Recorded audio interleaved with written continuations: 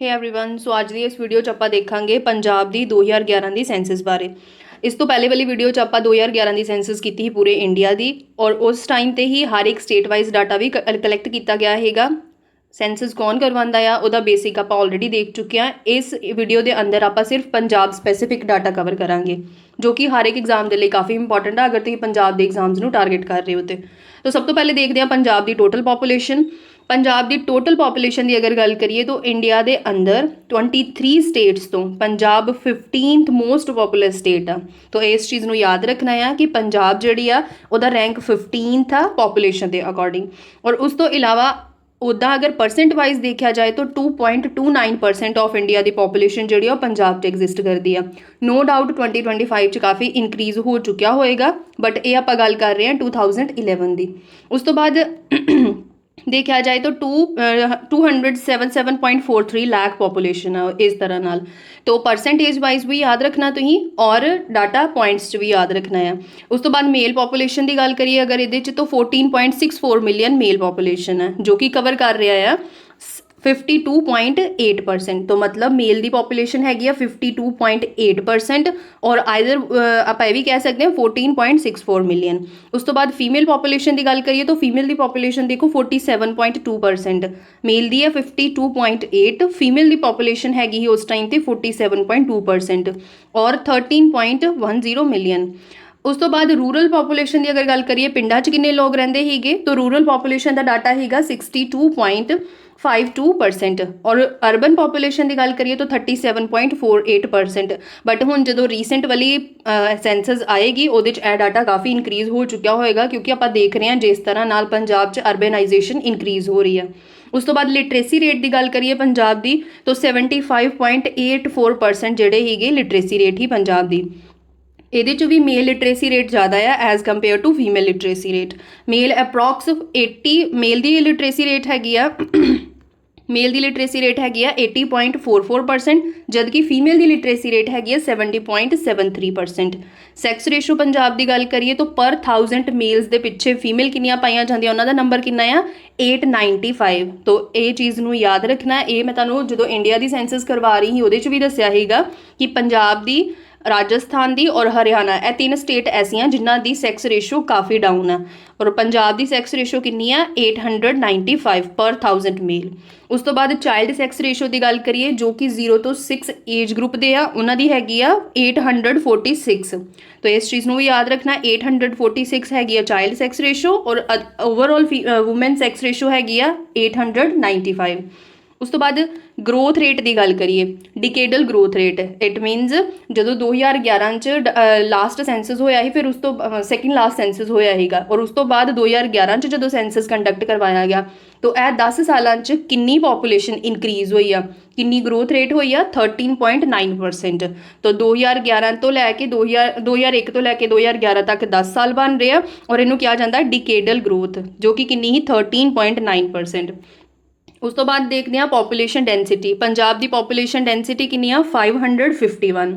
तो ही पंजाब का डाटा भी याद रखना नाल दी नाल ही इंडिया का डाटा भी याद रखना है कि इंडिया की पॉपूलेशन डेंसिटी कितनी है पंजाब की पॉपूलेशन डेंसिटी कितनी है दोनों ही याद होने चाहिए।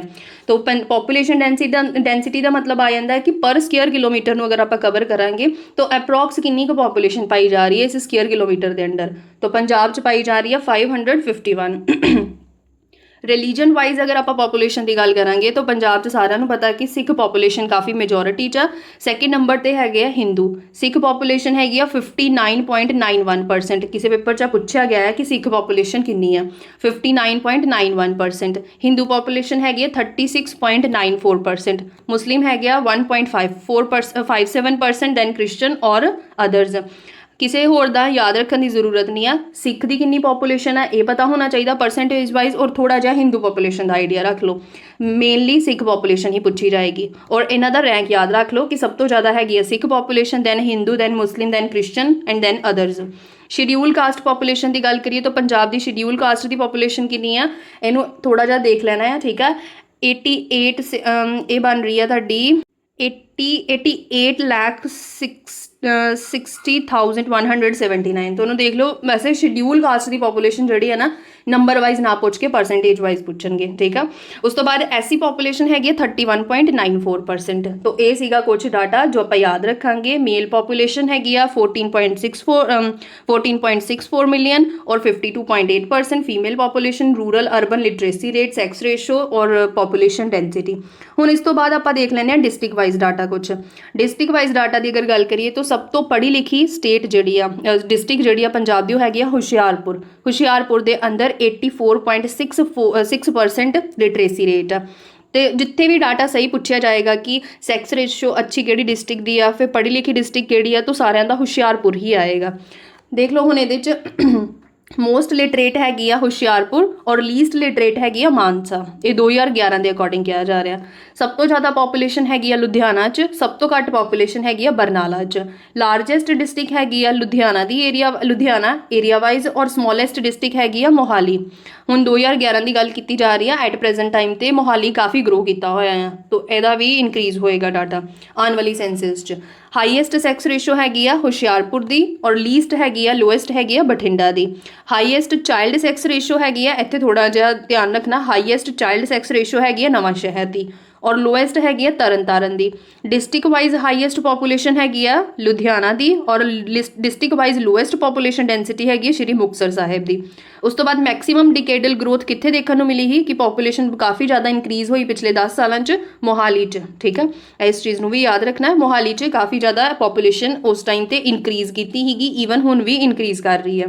ਉਸ ਤੋਂ ਬਾਅਦ ਗੱਲ ਕਰਦੇ ਹਾਂ ਕੁਛ ਅਦਰ ਡਿਸਟ੍ਰਿਕਟਸ ਬਾਰੇ। ਮਿਨੀਮਮ ਡਿਕੇਡਲ ਗਰੋਥ ਕਿੱਥੇ ਦੇਖਣ ਨੂੰ ਮਿਲੀ ਸੀ? SBS ਨਗਰ ਨਵਾਂ ਸ਼ਹਿਰ 'ਚ। ਉਸ ਤੋਂ ਬਾਅਦ ਮੈਕਸਿਮਮ ਲਿਟਰੇਸੀ ਅਗਰ ਮੇਲ ਦੀ ਗੱਲ ਕਰੀਏ ਹੁਸ਼ਿਆਰਪੁਰ 'ਚ ਔਰ ਫੀਮੇਲ ਦੀ ਮੈਕਸਿਮਮ ਲਿਟਰੇਸੀ ਰੇਟ ਵੀ ਹੈਗੀ ਆ ਹੁਸ਼ਿਆਰਪੁਰ 'ਚ ਹੀ। Minimum literacy rate both male and female ਦੀ ਹੈਗੀ ਆ ਮਾਨਸਾ 'ਚ। ਉਸ ਤੋਂ ਬਾਅਦ ਪੰਜਾਬ ਦੀ ਇਕਲੌਤੀ ਐਸੀ ਤਹਿਸੀਲ ਜਿੱਥੇ ਅਰਬਨ ਪੋਪੂਲੇਸ਼ਨ ਐਗਜ਼ਿਸਟ ਨਹੀਂ ਕਰਦੀ ਉਹ ਹੈਗੀ ਆ ਖੰਡੂਰ ਸਾਹਿਬ 'ਚ। ਪਤਾ ਨਹੀਂ ਕਿੰਨੇ ਕੁ ਐਗਜ਼ਾਮ 'ਚ ਇਹ ਕੁਐਸਚਨ ਰਿਪੀਟ ਕੀਤਾ ਹੋਇਆ ਕਿ ਕਿਹੜੀ ਤਹਿਸੀਲ ਆ ਜਿੱਥੇ ਅਰਬਨ ਪੋਪੂਲੇਸ਼ਨ ਨਹੀਂ ਐਗਜ਼ਿਸਟ ਕਰਦੀ ਪੰਜਾਬ ਦੀ, ਤਾਂ ਤੁਸੀਂ ਯਾਦ ਰੱਖਣਾ ਖੰਡੂਰ ਸਾਹਿਬ। ਉਸ ਤੋਂ ਬਾਅਦ ਗੱਲ ਕਰੀਏ ਅਗਰ ਤੋਂ 2011 27 ਜੁਲਾਈ 2011 ਤੋਂ ਉਸ ਟਾਈਮ ਤੇ ਕ੍ਰੀਏਟ ਕੀਤੀ ਗਈ ਸੀਗੀ ਪਠਾਨਕੋਟ ਔਰ ਫਾਜ਼ਿਲਕਾ ਡਿਸਟ੍ਰਿਕਟ। ਤੋਂ ਇਹਨਾਂ ਦੀ ਇਨਫੋਰਮੇਸ਼ਨ ਨਹੀਂ ਹੈਗੀ ਇਹਦੇ 'ਚ ਕਿਉਂਕਿ ਜਿਸ ਟਾਈਮ ਤੇ ਸੈਂਸਸ ਹੋਈ ਉਸ ਟਾਈਮ ਤੇ ਇਹ ਡਿਸਟ੍ਰਿਕਟ ਨਹੀਂ ਸੀਗੀਆਂ। ਬਾਅਦ ਵਿੱਚ ਇਹਨਾਂ ਨੂੰ ਕ੍ਰੀਏਟ ਕੀਤਾ ਗਿਆ ਹੈ ਪਠਾਨਕੋਟ ਔਰ ਫਾਜ਼ਿਲਕਾ ਨੂੰ 2011 'ਚ।